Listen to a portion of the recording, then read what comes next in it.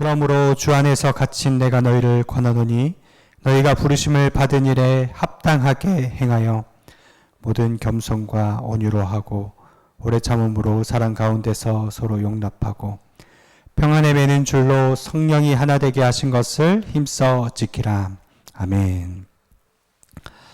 시편 133편 1절에 보라 형제가 함께 동거함이 어찌 그리 선하고 아름다운고 라고 했어요. 하나님 보시기에 아름다운 모습이 있다면 우리가 주님 안에 하나 되는 모습이죠. 그런데 하나 되는 게 얼마나 어려운지 몰라요. 연합함이 참 쉽지 않습니다. 이제 사람이 본질적으로 이기적이고 쉽게 화내고 쉽게 충고하고 쉽게 상처를 주기 때문이죠. 제가 대학교 때 공동체 생활을 했습니다. 학기 때마다 룸메이트를 교체하는데요. 생활 리듬이 나하고 다른 룸메이트를 만나면 참 불편합니다. 한 번은 동기 형인데 사람들이 이 형하고는 룸메이트를 하고 싶지 않아 해요. 왜 그런가 보니까 이번엔 야행성입니다. 새벽 2, 3시까지 자판기 다닥다닥 치면서 잠을 못 자기 때문에. 그래서 대표 선교사님이 네가 룸메이트를 한번 해봐라 해서 같이 살았는데요. 뿐만 아니라 이 테니스 선수 출신인 이 형이 혈기가 얼마나 많은지, 화가 나면 물건을 집어 던지는, 그래서 참 힘들었어요. 같이 있는데. 한 번은 제 핸드폰으로 아침에 보니까 10만 원이 결제되었다는 문자가 온 거예요. 근데 새벽 1시에 결제가 되었다는데 저는 새벽 기도해야 되기 때문에 일찍 잤거든요. 누가 새벽에 결제했지? 그래서 추적을 했습니다. 그러면서 이상한데 왜 새벽 1시에 결제가 됐을까? 옆에 있는 형이 하는 말이 잘 찾아보라고. 분명히 네가 결제했을 것이라고.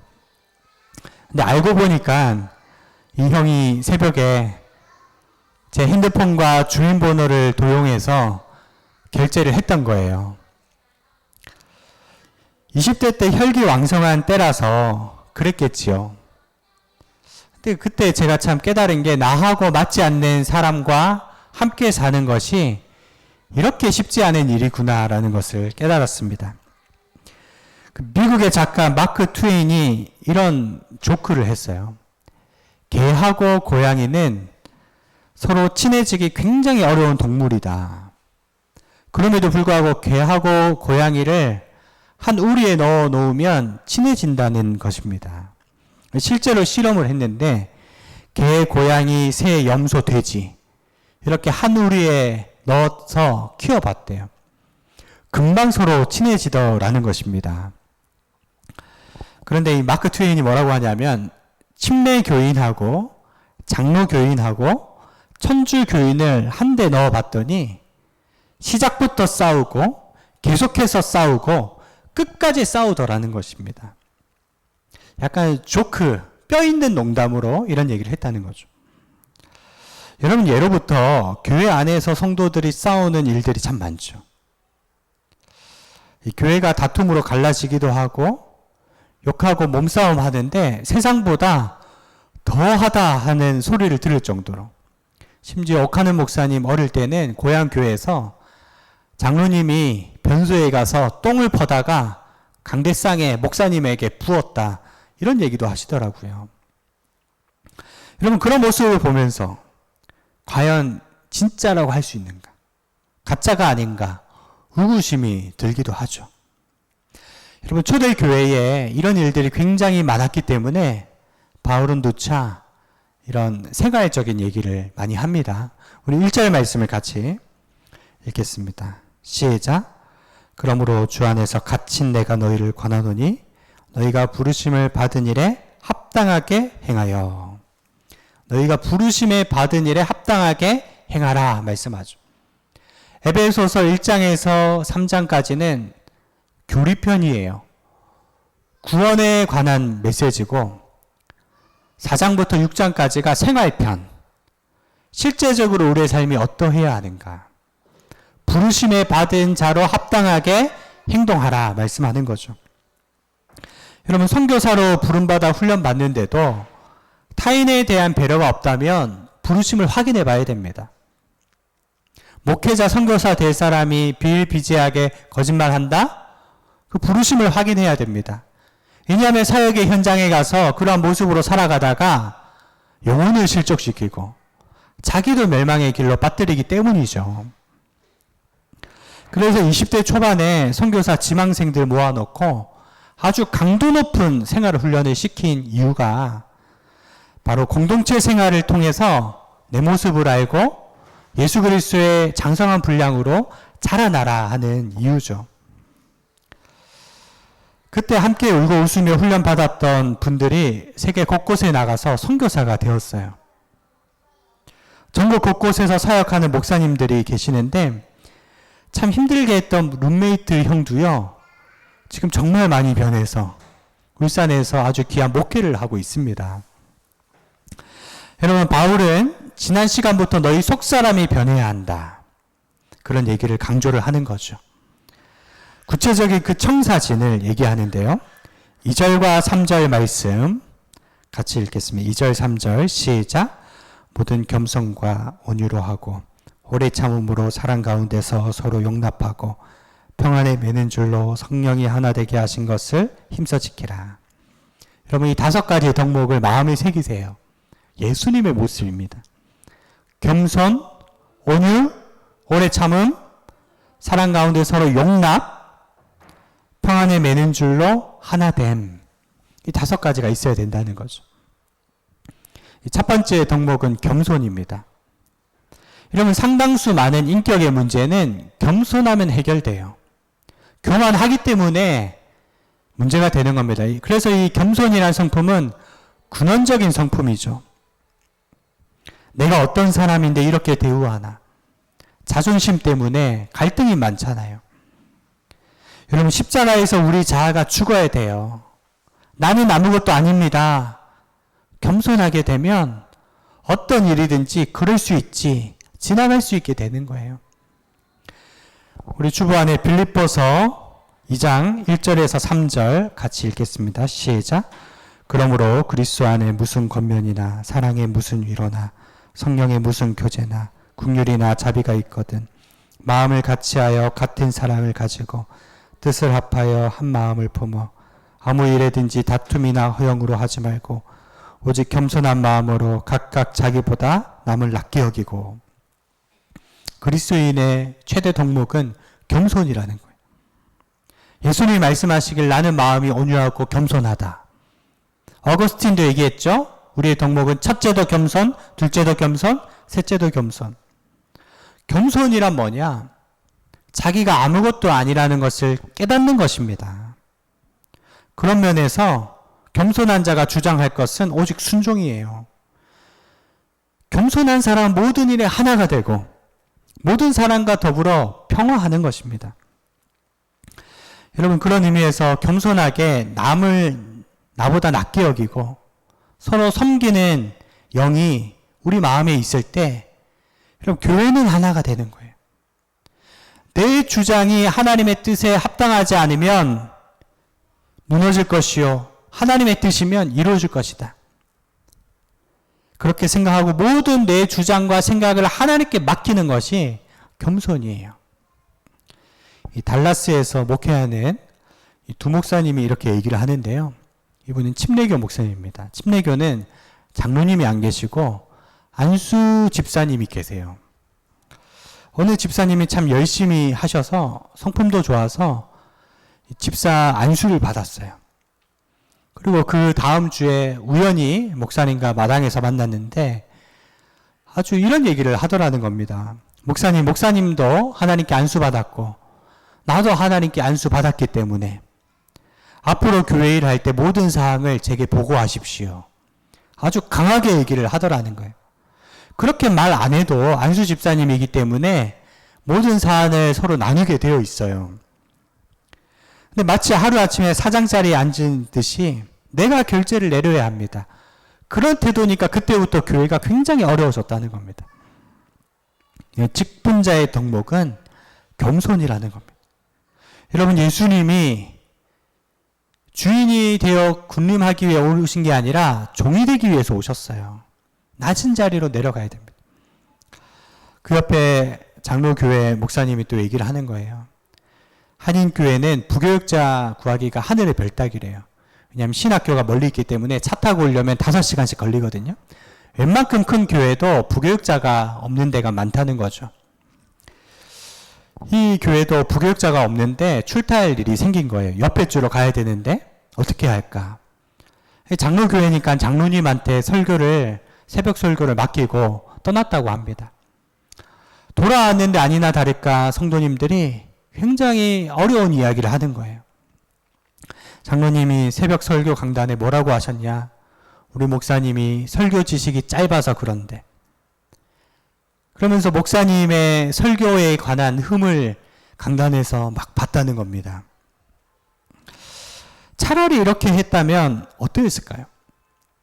내가 평신도로 설교해 보니까 참 쉽지 않습니다. 근데 우리 목사님 매주 주일 설교 준비하고 매일 새벽 설교하는데 꽃 한 다발이라도 준비해서 우리 목사님한테 드립시다. 그랬더라면 아주 훌륭한 장로님으로 죽을 때까지 낙인되었을 텐데, 남을 깎아내리는 일이 자기를 깎아내리는 일이라는 것을 몰랐다는 거죠. 부름받은 사람의 성품은 첫째가 겸손이라는 것을 여러분 기억하시길 바랍니다. 두 번째는 온유입니다. 이 온유란 힘이 없어서 굴복하는 게 아니에요. 힘이 강한데 그 힘을 컨트롤할 수 있는 능력이에요. 상대방을 이길 수 있을 만큼 똑똑한데 상대방이 난처할까봐 배려해주고 내가 져주는 그런 마음들이 온유죠. 김길 목사님의 증언이라는 책이 있어요. 거기서 이 목사님이 간사 때 DTS 훈련, 예수제자 훈련을 받을 때 같이 훈련받는 형제 중에 아주 성격이 까칠해서 무슨 일 하나 그냥 넘어가는 법이 없고 늘 따지고 싸우기 좋아하는 형제가 있었다는 겁니다. 간사님들도 너무 힘들어하고 그렇게 사람들이 참다 한 번은 이 김길 목사님이 도저히 안 되겠다고, 이번에는 내가 훈련을 내려놓든지 그 형제가 나가든지 내가 분명하게 하겠다. 그 문제를 가지고 하나님께 기도하고 얘기하려고 하는데 하나님 뭐라고 하시느냐? 너는 DTS 훈련 과정 마치는 게 중요한 게 아니고 그 형제가 너의 훈련이다. 그 마음을 주시더래요. 그래서 어떤 결정을 내렸냐면 자기에게 들어오는 재정의 10분의 1을 흘려보내기로 결단을 내렸다는 거예요. 자기의 11조를 그 형제에게 섬기니까 여러분 돈이 가는데 마음이 가잖아요.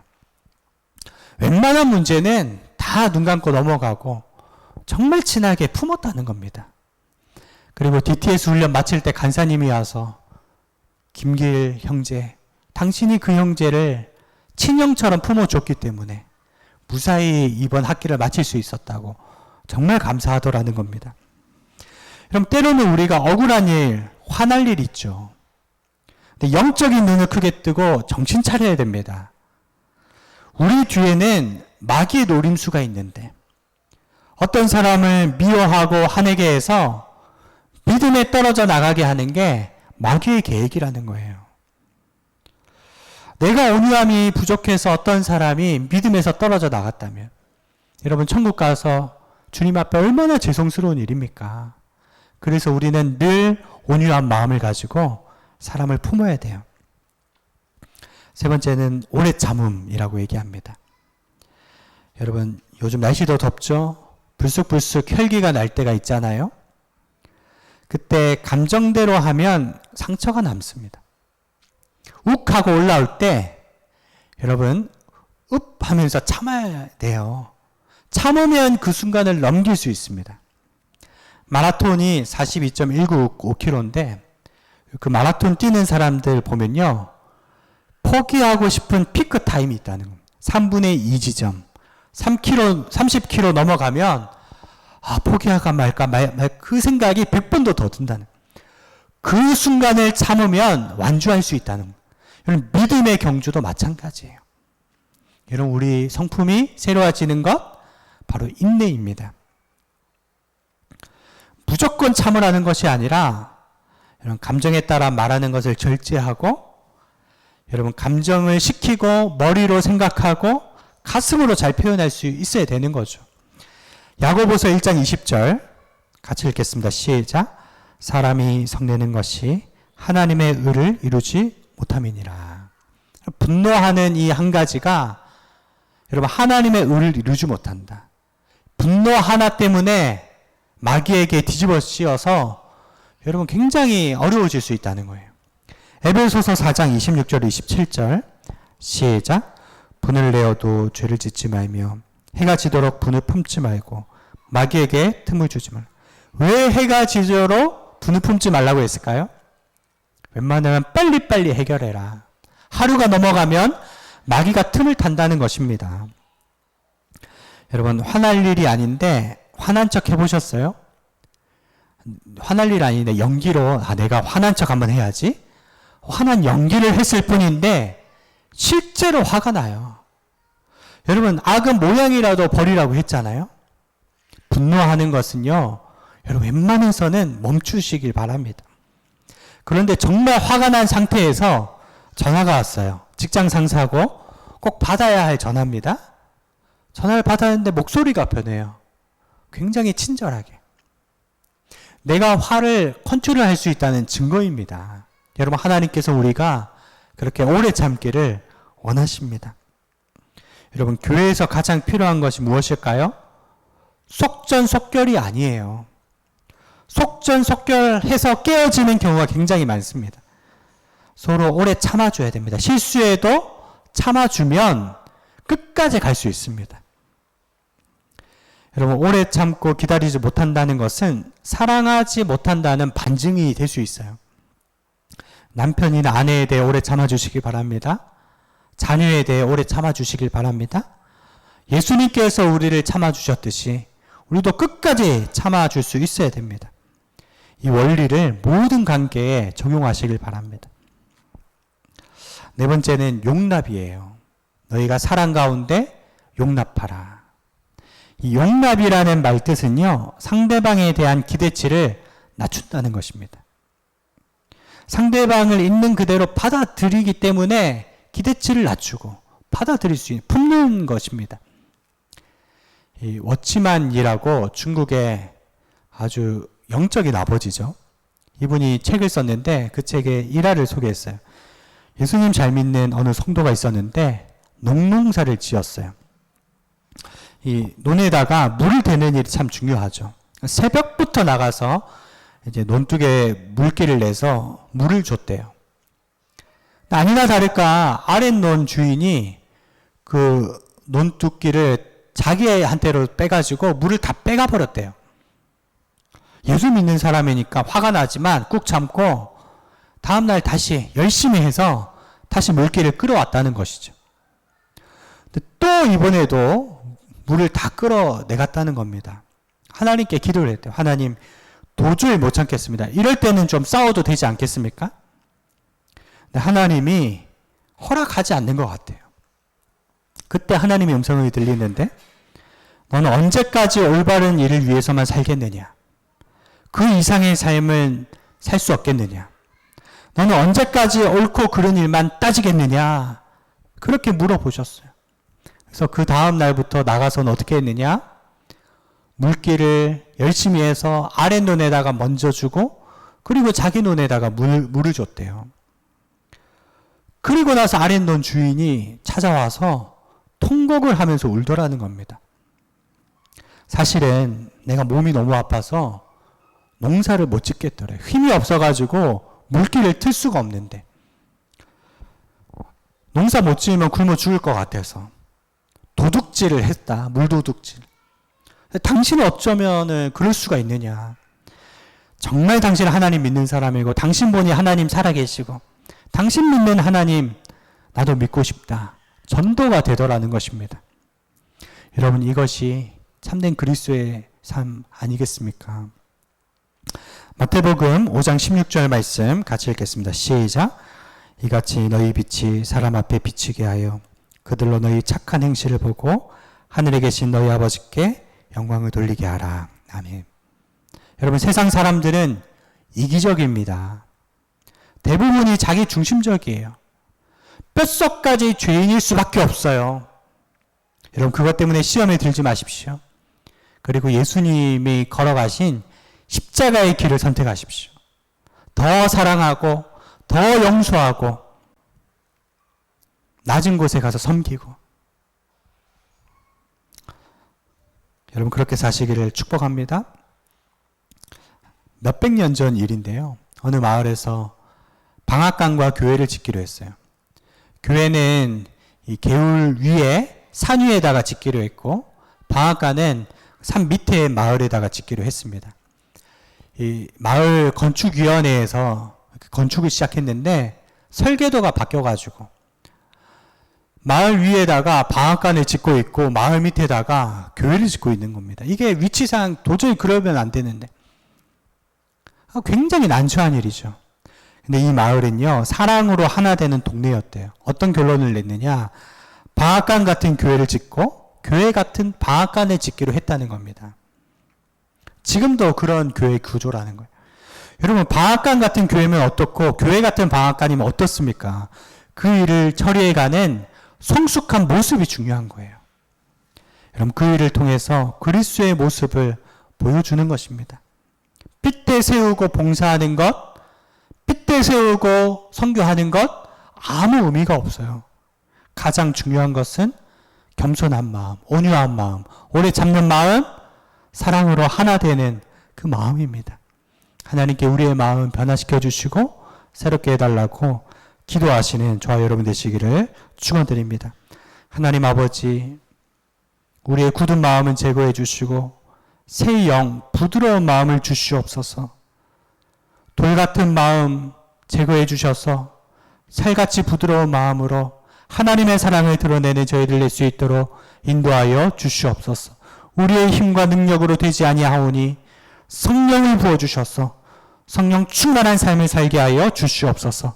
감사드리오며 예수님의 이름으로 기도드리옵나이다.